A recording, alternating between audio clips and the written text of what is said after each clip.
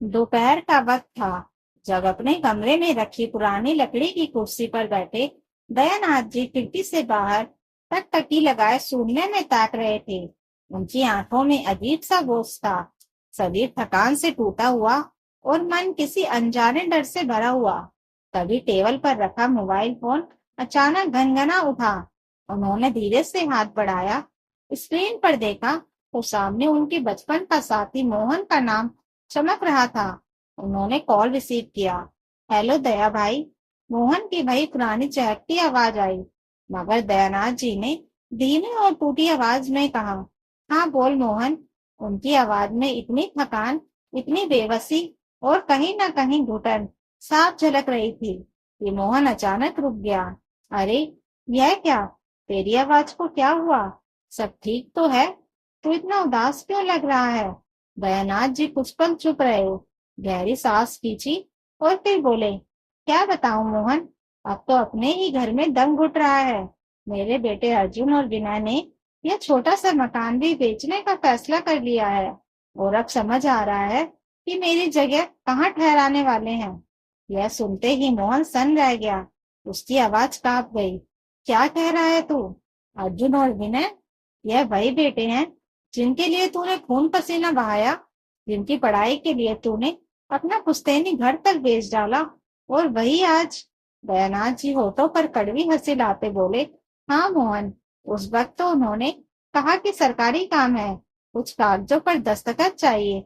मैं अनपढ़ आदमी आंख बंद करके भरोसा कर लिया। आज मालूम पड़ा कि वो घर बेचने के कागज थे। उनकी आंखें भर आई, गालों की झुर्रियों में आंसुओं की बूंदें खो गई। मोहन ने दुख और गुस्से से भरी आवाज में कहा, लेकिन क्यों? आखिर क्यों? दयानाथ जी ने जवाब दिया, बच्चे अब किसी को वजह बताना जरूरी नहीं समझते। शायद उनकी नौकरी कहीं दूसरे शहर लग गई है या विदेश में जाने की तैयारी कर रहे हैं। कई दिनों से आपस में कानाफूसी कर रहे थे, जिसे मैं अनसुना करता रहा, मगर कल रात कानों में उनके शब्द पड़ ही गए जब विनय कह रहा था, भैया आप सही कह रहे हैं, बाबूजी को अपने हमउम्र लोगों के बीच छोड़ देंगे तो उनका मन लग जाएगा। तब से मेरे भीतर एक डर लगातार पल रहा है। मोहन, अब साफ हो गया है कि वे मुझे वृद्धाश्रम में छोड़ने की तैयारी कर रहे हैं। वे कहते हुए उनकी आवाज भर्रा गई और फोन पर उनकी धीमी सिसकियां सुनाई देने लगी, मगर जल्दी ही उन्होंने कॉल काट दिया, क्योंकि वे नहीं चाहते थे कि जीवन भर का साथी उनकी टूटती आवाज सुने। कमरे में सन्नाटा गहराता चला गया। खिड़की से धूप आती धूप ढलने लगी और उनके मन में अतीत की यादें किसी फिल्म की तरह घूमने लगी। उन्हें याद आया कि वो पुश्तैनी 2 मंजिला घर, बड़ा सा आंगन, नीम का विशाल पेड़, जिसके नीचे उनकी पत्नी सुमित सावित्री तुलसी को पानी देती थी, जहां बच्चों की किलकारियां गूंजती थी। मगर जब बच्चों की पढ़ाई का वक्त आया तो पैसों की भारी जरूरत पड़ी। इंजीनियरिंग, एमबीए, कोचिंग, किताबें, सब खर्च आसमान छू रहा था। उनका सपना था कि अर्जुन और विनय बड़े आदमी बने, इसलिए उन्होंने वो पुश्तैनी मकान बेच डाला और सावित्री से कहा था, देखना, एक दिन हमारे बेटे हमारा नाम रोशन करेंगे। उस घर की कुर्बानी उनके भविष्य के सामने कुछ भी नहीं। वह दृश्य उनकी आंखों के सामने कौंध गया जब मकान की रजिस्ट्री पर दस्तखत करके लौटे थे और जेब में पैसे थे। उन्हीं पैसों से उन्होंने यह छोटा सा मकान खरीदा।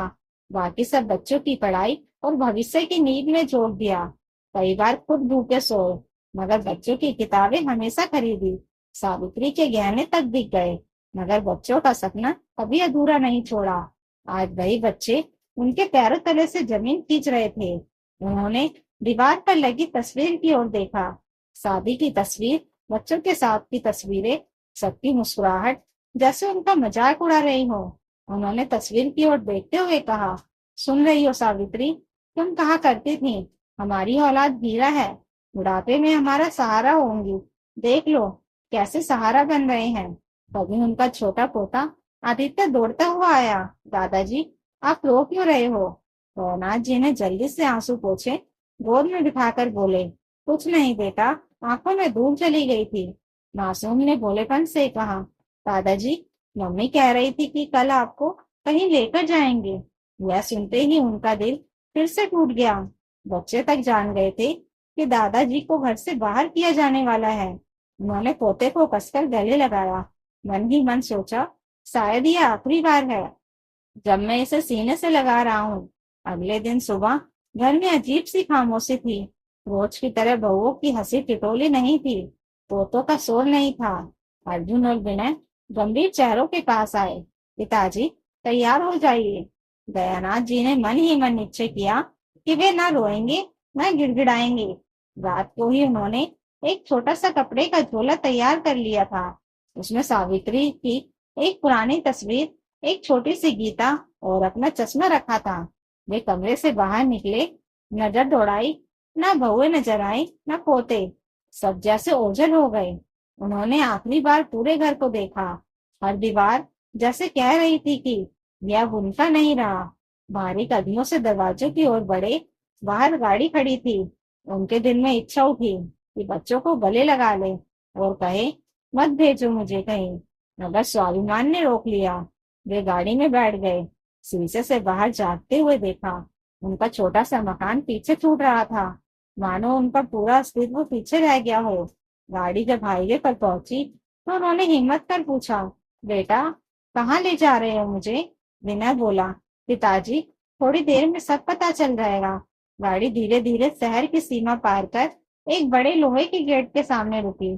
दरवाजा खुला। दयानाथ जी ने कांपते हुए बाहर कदम रखा। सामने वही विशाल नीम का पेड़ था। उनकी सांस थम गई। उन्होंने इधर उधर देखा और आंखें फैल गई। यह कोई वृद्धाश्रम नहीं था, बल्कि उनका वही पुश्तैनी मकान था जिसे उन्होंने सालों पहले बेचा था। आंगन, तुलसी का चौरा, सब कुछ आंखों के सामने था। वे हक्का बक्का रह गए। अर्जुन और विनय दोनों ने उन्हें सहारा दिया। आंखों में आंसू भरकर बोले, पिताजी, हमने आपके लिए यह घर वापस खरीदा है। आपने हमारे लिए बेचा था। हमारा फर्ज था कि हम लौटाएं। हमने शहर का मकान बेचकर यह घर लिया और इसे नया बनाया है, ताकि आप अपने दोस्तों, अपने पड़ोसियों और अपनी यादों के बीच रह सके। यह सुनकर दयानंद जी की आंखों से आंसू थमने का नाम ही नहीं ले रहे थे। उन्होंने बेटों को सीने से लगाया। तभी बहुए आरती की थाली लेकर आए। पोते दौड़कर लिपट गए। दादाजी आ गए।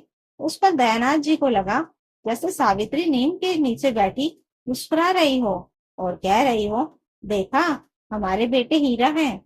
उनके आंसू अब दुख के नहीं, बल्कि गर्व और सुख के थे। उन्होंने आसमान की ओर देखा और फुसफुसाए, सावित्री, तुम्हारा भरोसा जीत गया। तो दोस्तों, अगर आपको यह कहानी अच्छी लगी हो तो कमेंट करके जरूर बताइएगा और नई कहानियों के लिए चैनल को सब्सक्राइब जरूर कर लीजिएगा। Thank you for watching.